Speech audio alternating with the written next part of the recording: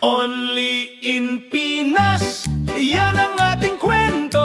Hindi baha kundi kasakiman ang bumaha. Only in Pinas, kawawang bayan. May bilyon na budget sa flood control. Wow! Pero bakit baha pa rin sa syudad at probinsya? Si Lacson ang nagtanong ng malakas. P1 trillion nawawala raw ba sa korupsyan?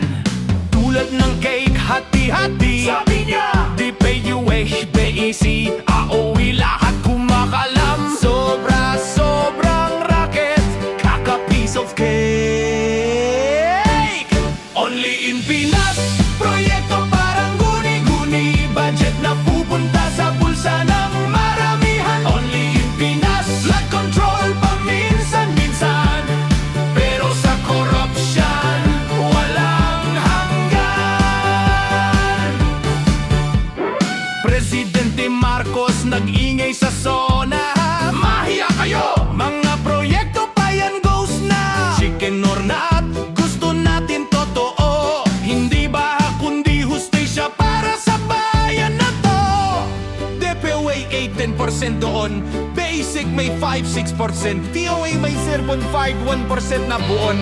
Politiko may parking, mga founder may slice. Sa intrio only kamsi siyang mapupunta sa paggawa pala. Kainis? Diba? Only in Pinas, di mo alam kung ano to. Budget para sa flood, di na yata totoo. Only in Pinas, korupsyon ang tunay na baha. Pero sa kaguluhan, tawanan natin to nga. Pinas, proyektong bilyon-bilyon, flood control, tila alapap. Pero sino may sala? It's a joke pero sakit ng taong bayan. Salahin